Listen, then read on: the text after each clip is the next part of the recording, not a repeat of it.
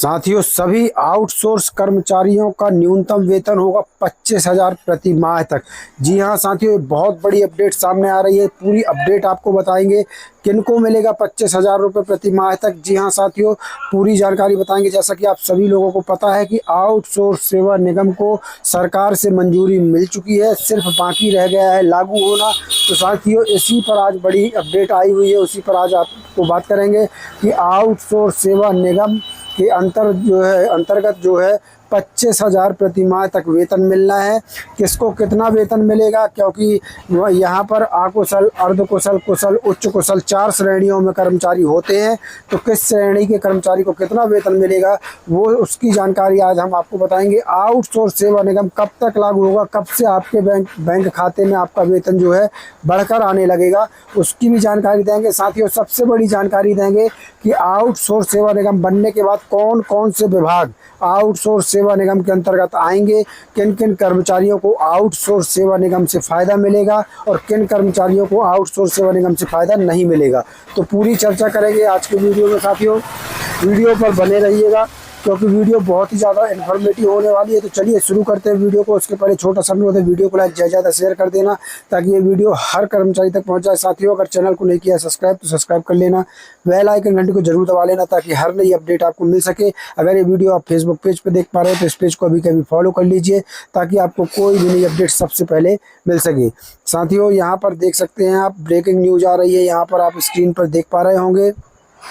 सभी आउटसोर्सिंग कर्मचारियों को मिलेगा 25,000 तक न्यूनतम वेतन।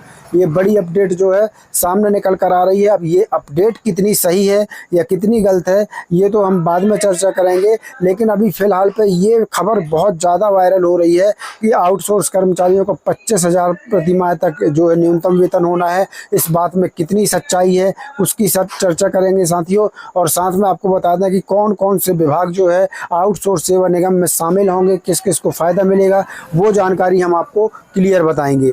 साथियों, यहाँ पर आपको बता दें, ये सबसे पहले इस खबर को देख लेते हैं कि ये जो वायरल हो रही खबर, इसमें क्या कुछ लिखा है, तो वो बता दें पहले आपको। तो यहाँ देख सकते हैं, सभी आउटसोर्सिंग कर्मचारियों को मिलेगा 25,000 तक का न्यूनतम वेतन। यहाँ पर देख सकते हैं, UP outsourcing employees salary news. यहाँ पर देखिए क्या कुछ लिखा है आगे। दोस्तों, यहाँ पर लिखा है, उत्तर प्रदेश सरकार ने राज्य के लाखों आउटसोर्स कर्मचारियों के लिए एक ऐतिहासिक फैसला लिया है।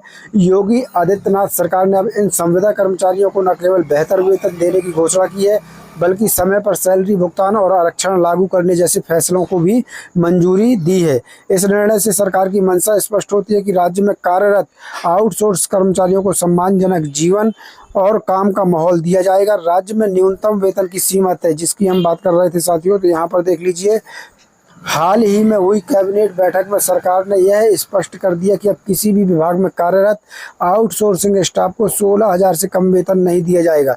तो दोस्तों, यहाँ पर मैं आपको ये क्लियर कर दूं कि यहाँ पर ये जो बात लिखी है कि यहाँ पर कैबिनेट बैठक में सरकार ने स्पष्ट किया है, तो मैं आपको यहाँ पर क्लियर कर दूं कि हाँ, बिल्कुल ये सही बात है कि जो उत्तर प्रदेश सरकार है, उत्तर प्रदेश के कैबिनेट मंत्री हैं अनिल राजभर जी, उन्होंने बाकायदा इस बयान दिया है। बाकायदा उन्होंने बोला है कि अब आउटसोर्स सेवा निगम के अंतर्गत उत्तर प्रदेश में किसी भी आउटसोर्स कर्मचारी का वेतन 16,000 से कम किसी का नहीं होगा। ये मंत्री का बयान है, ये बात बिल्कुल 100% सही है।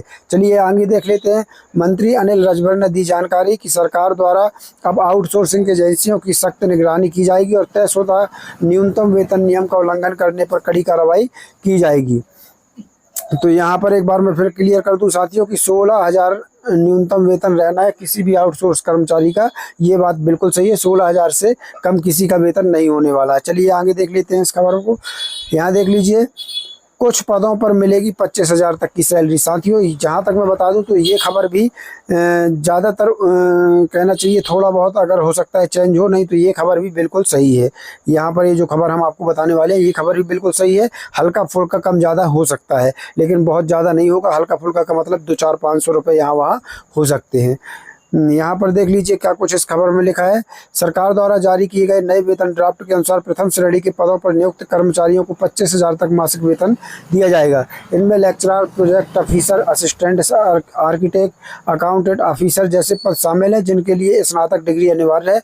इसके अलावा द्वितीय श्रेणी को 21,500 दिया जाएगा, तृतीय श्रेणी को 18,000 दिया जाएगा और चतुर्थ श्रेणी को 16,000 दिया जाएगा। यहाँ पर आपको बता दें साथियों, जो उच्च कुशल कर्मचारी हैं तो उच्च कुशल को 25,000 प्रति माह तक मासिक वेतन जो है दिया जा सकता है। और वहीं अगर हम कुशल की बात करें तो उनको 21,500 रुपये तक वेतन मिल सकता है। और जो वहीं अगर हम अर्ध कुशल की बात करें तो उनका वेतन 18,000 रुपये प्रति माह हो सकता है। और अगर हम अकुशल की बात करें तो उनका 15 से 16,000 रुपये प्रति माह तक वेतन हो सकता है। यहाँ ध्यान रखिएगा, हम हो सकता है कहते हैं, मतलब 2-4-500 रुपये कम या ज़्यादा हो सकते हैं। अब यहाँ पर आगे देख लीजिए, हर महीने की 5 तारीख को मिलेगी सैलरी। ये बात भी बिल्कुल सही है। जैसे ही आउटसोर्स सेवा निगम जो है लागू होगा तो हर महीने की 5 तारीख को सैलरी मिला करेगी। आउटसोर्स सेवा निगम में ये सरकार ने जो है नियम बनाया है। तो यहाँ पर देख लीजिए, आउटसोर्सिंग कर्मचारियों को समय पर वेतन न मिलने की शिकायतें अक्सर सामने आती थी। सरकार ने इस समस्या के समाधान के लिए यह तय किया है कि अब हर माह की 5 तारीख तक सभी कर्मचारियों के बैंक खाते में वेतन ट्रांसफ़र कर दिया जाएगा। साथ ही भविष्य निधि की राशि भी तय समय पर कर्मचारियों के खातों में जमा की जाएगी।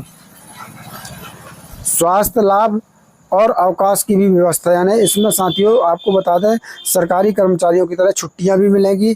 यहाँ देख सकते हैं आप, नई नीति के तहत आउटसोर्स कर्मचारियों को सिर्फ वेतन ही नहीं बल्कि स्वास्थ्य सेवाएं और छुट्टियों का भी लाभ दिया जाएगा। सरकार का मानना है कि इन सुविधाओं से कर्मचारियों की कार्य क्षमता में सुधार होगा और वे ज़्यादा आत्मविश्वास के साथ काम कर सकेंगे। आउटसोर्स भर्तियों में भी आरक्षण मिलना है, बिल्कुल ये बात भी सही है साथियों। जैसे ही आउटसोर्स सेवा निगम लागू होगा, आउटसोर्सिंग भर्तियों में आरक्षण मिलेगा। इनके तहत अनुसूचित जाति, जनजाति, अन्य पिछड़ा वर्ग, आर्थिक रूप से कमजोर वर्ग, दिव्यांग और पूर्व सैनिकों को प्राथमिकता दी जाएगी। यह कदम सामाजिक समावेशिता को बढ़ावा देने की दिशा में अहम माना जा रहा है। तलाकशुदा और परित्यक्ता महिलाओं को भी इसमें जो है प्राथमिकता दी जाएगी, ऐसा इसमें नियम बना दिया गया है। सेवा निगरानी के लिए बनेगा नया नियम। कैबिनेट में बैठक में एक नए आउटसोर्स सेवा निगम के गठन का भी प्रस्ताव पारित हुआ है, जो इन कर्मचारियों की सेवाओं की निगरानी करेगा और शिकायतों का निपटारा करेगा। यह निगम उन एजेंसियों के खिलाफ भी कार्रवाई करेगा जो नियमों का उल्लंघन कर रही हैं। इसका मकसद आउटसोर्स कर्मचारियों को स्थायित्व और पारदर्शिता देना है। तो साथियों, ये जो आउटसोर्स सेवा निगम है जैसे ही लागू होगा आपको ये सभी फायदे मिलेंगे जो अभी तक हमने बताए हैं। अब सबसे बड़ा सवाल ये उठता है दोस्तों कि आउटसोर्स सेवा निगम लागू कब होगा, क्योंकि हमने भी कई वीडियो में बोला है और अपने वीडियो के जरिए हम शासन से कई बार हमने अपील की है कि आपने आउटसोर्स सेवा निगम को मंजूरी दे दी, सब कुछ दे दी, लेकिन कम से कम उसको लागू कीजिए, धरातल पर उतारिए, ताकि हमारे सभी कर्मचारी भाइयों को उसका फ़ायदा मिल सके। आज एजेंसियों के द्वारा, कंपनियों के द्वारा इन आउटसोर्स कर्मचारी भाइयों का बहुत ज़्यादा शोषण किया जा रहा है। बिना बताए, बिना कारण के वेतन काट लिया जाता है। बहुतों को तो बिना कारण के नौकरी से निकाल दिया जाता है। नौकरी की भी इनके पास इनकी सुरक्षा नहीं है। तो इसलिए सरकार से हम फिर से एक बार इस चैनल के माध्यम से अनुरोध करते हैं कि आउटसोर्स सेवा निगम बहुत जल्द उत्तर प्रदेश में लागू करिए। एक डेट जो है, डेट की घोषणा करिए कि इस तारीख से आउटसोर्स सेवा निगम का फ़ायदा कर्मचारियों को मिलेगा। तो दोस्तों, ये सरकार से हमारी अपील है, बहुत जल्द सरकार को आउटसोर्स सेवा निगम जो है लागू कर देना चाहिए, ताकि तमाम कर्मचारियों को उसका फ़ायदा जो है मिल सके। साथियों, अभी तक सरकार ने ये क्लियर ही नहीं किया कि किस तारीख से आउटसोर्स सेवा निगम जो है लागू हो जाएगा। खबरें आती रहीं कि कभी जुलाई, कभी अगस्त, लेकिन अभी तक सरकार की तरफ से कहीं कोई क्लियरेंस नहीं आया है इस पर कि आउटसोर्स सेवा निगम कब से लागू होगा। देखते हैं कब तक सरकार जो है इस पर क्लियर बात करती है। अब आपको जल्दी से बता देते हैं कि आउटसोर्स सेवा निगम अगर लागू होगा तो उसका फ़ायदा किन किन विभागों को मिलेगा, कौन कौन से विभाग आउटसोर्स सेवा निगम के अंडर पर आएंगे। तो चलिए जल्दी से वो बता देते हैं। चलिए साथियों, जल्दी बता दें आपको कि आउटसोर्स सेवा निगम में कौन कौन से विभाग आएंगे। तो उत्तर प्रदेश में संभावित विभाग जो आउटसोर्स कर्मचारी निगम के अधीन आएंगे, यहाँ देख लीजिए विभाग का नाम, आउटसोर्स पदों के उदाहरण यहाँ पर देख लीजिए। स्वास्थ्य विभाग इसके अंडर आएगा, जिसमें ANM, ward boy, staff nurse, lab technician, clerk आदि आ जाएंगे। चिकित्सा शिक्षा विभाग भी इसमें आएगा, स्टाफ हेल्पर, DEO, ड्राइवर, सुरक्षाकर्मी आएंगे। नगर विकास विभाग आएगा, सफाई कर्मी, पंप ऑपरेटर, क्लीनर, हेल्पर आएंगे। शिक्षा विभाग भी आएगा, कंप्यूटर ऑपरेटर, DEO, चपरासी, रसोईया आ सकते हैं। लोक निर्माण विभाग, इंजीनियर, असिस्टेंट, क्लर्क, हेल्पर भी आएंगे। ऊर्जा विभाग में lineman, helper, office staff, building agent. राजस्व विभाग में लेखपाल, सहायक कंप्यूटर ऑपरेटर, चपरासी और साथियों तहसील या कलेक्ट्रेट कार्यालय अगर है तो डीईओ, स्टोनो, ऑफिस असिस्टेंट यहाँ पर देख लीजिए। इसके बाद साथियों पंचायती राज विभाग है, ग्राम विकास विभाग, ग्राम पंचायत सहायक आएंगे, चपरासी ऑपरेटर आएंगे। परिवहन विभाग में ड्राइवर, कंडक्टर, क्लर्क, मैकेनिक आएंगे। जल निगम जल संसाधन विभाग में पंप ऑपरेटर, प्लम्बर, तकनीशियन आएंगे। पुलिस गृह विभाग में कंप्यूटर ऑपरेटर, टेलीफोन ऑपरेटर, चपरासी आएंगे। पर्यावरण और वन विभाग में forest guard, clerk, field assistant आएंगे। सिंचाई विभाग में बाढ़ नियंत्रण विभाग, टेक्नीशियन, मजदूर, क्लर्क, चौकीदार आएंगे। और खाद्य एवं रसद विभाग की बात करें तो वेयर हाउस सहायक, कंप्यूटर ऑपरेटर भी इसके आउटसोर्स सेवा निगम के अंडर पर आएंगे। इसके बाद बात कर लें कारागार विभाग जेल की तो चौकीदार, क्लीनर, सहायक आएंगे। सामाजिक कल्याण बाल विकास की बात कर लें तो सहायक, हेल्पर, कंप्यूटर ऑपरेटर आएंगे। श्रम विभाग की बात करें तो चपरासी, सहायक, क्लर्क आएंगे। सूचना विभाग जनसंपर्क की बात करें तो वीडियो एडिटर, टाइपिस्ट, मीडिया सहायक आएंगे। वित्त विभाग कोषागार की बात करें तो डाटा एंट्री ऑपरेटर, क्लर्क आएंगे। न्याय विभाग या अदालतों की बात करें तो कोर्ट सहायक, टाइपिस्ट, कार्यालय सहायक आएंगे। आपदा प्रबंधन की विभाग की बात करें तो फील्ड स्टाफ, हेल्पर आएंगे। वन्य जीव एवं पशुपालन विभाग फील्ड असिस्टेंट, चपरासी आएंगे। और साथियों अगर हम नगर पंचायत की बात करें, नगर पंचायत, नगरपालिका, जिला परिषद की बात करें तो सफाई कर्मी, ऑपरेटर, माली, ड्राइवर आ जाएंगे। खाद्य एवं ग्रामोद्योग विभाग की बात करें तो फील्ड सहायक, कंप्यूटर ऑपरेटर आएंगे। अन्य सभी सरकारी कार्यालय जहां निजी कंपनी से कर्मचारी लगते हैं, क्लर्क, टाइपिस्ट, डीईओ, चपरासी आदि। निगम बनने से कर्मचारियों को क्या फ़ायदा होगा तो एक समान भर्ती प्रक्रिया सभी विभागों के लिए होगी। न्यूनतम वेतन गारंटी होगी। पीएफ, ईएसआईसी, अवकाश और अन्य अधिकार मिल जाएंगे। छटनी से सुरक्षा सेवा शर्तें स्पष्ट होंगी। मासिक वेतन समय से किसी ठेकेदार पर निर्भर नहीं रहना होगा। डिजिटल पोर्टल से निगरानी, पारदर्शिता बढ़ेगी। तो साथियों ये विभाग जो हमने बताए संभवतः ये विभाग इसके अंडर पर आएंगे। थोड़ा बहुत इनमें फेरबदल हो सकता है लेकिन ज़्यादातर यही विभाग जो है आउटसोर्स सेवा निगम के अंडर पर आएंगे। क्या इसमें आपका विभाग शामिल है? अगर आपका विभाग शामिल नहीं है तो कमेंट बॉक्स में ज़रूर बताइएगा। चलिए मिलते हैं अगले वीडियो में नई जानकारी के साथ। तब तक के लिए धन्यवाद। जय भारत, जय हिंद।